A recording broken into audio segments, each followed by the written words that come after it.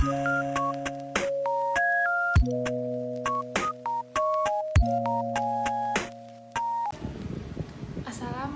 warahmatullahi wabarakatuh. Halo semua, perkenalkan nama saya Mulyati, mahasiswa dari program Studi Pendidikan Ekonomi Universitas Pamulang. Pada video kali ini saya akan membuat skenario pembelajaran perencanaan, di mana video ini dibuat untuk memenuhi tugas mata kuliah pemantapan kemampuan profesi yang diampu oleh Ibu Enok Nurhasana SPD MPD. Pada kesempatan kali ini saya akan membawakan materi tentang perusahaan dagang. Berikut adalah skenario pembelajarannya. Assalamualaikum warahmatullahi wabarakatuh. Apa kabar anak-anak? Oke, sebelum kita memulai pelajaran, alangkah baiknya kita berdoa terlebih dahulu. Berdoa dimulai. Berdoa selesai. Oke, sebelumnya Ibu akan mengecek kehadiran kalian dulu ya. Ahmad Wijaya,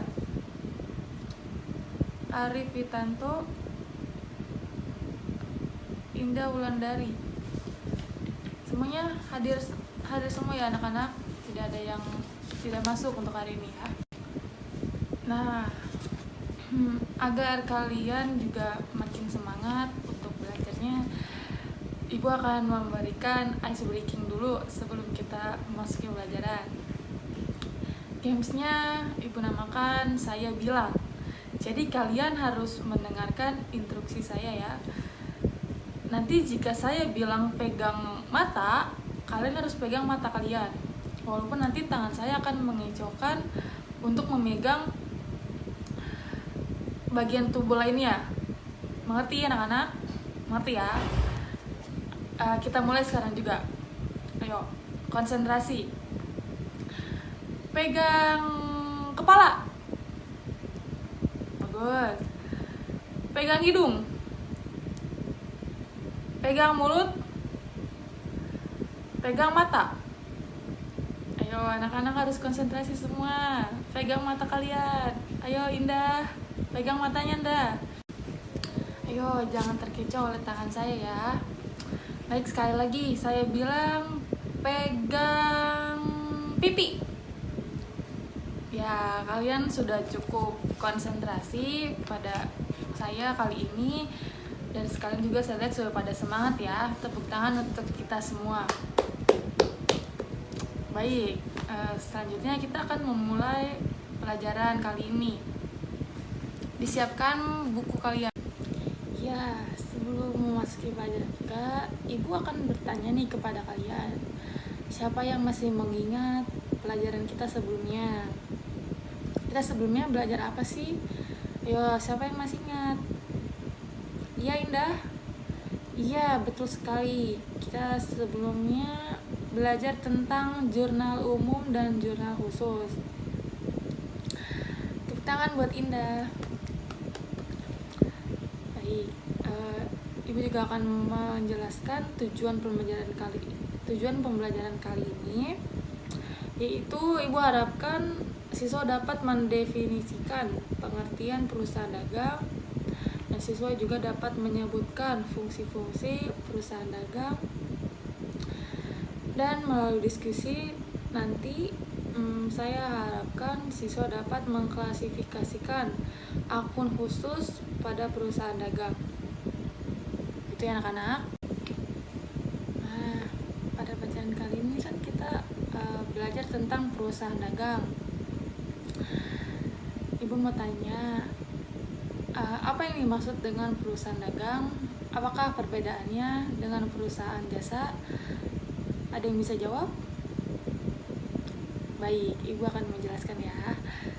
Secara prinsip, pada dasarnya yang membedakan pembahasan antara perusahaan jasa dan perusahaan dagang terletak pada produk yang ditawarkan dan dijual. Pada perusahaan dagang, produk yang ditawarkan dan dijual adalah dalam bentuk barang. Sedangkan dalam perusahaan jasa, produk yang ditawarkan dan dijual adalah dalam bentuk pelayanan jasa. Contohnya, pada perusahaan dagang seperti yang berjualan di pasar, yaitu menjualkan produknya yang ia jual.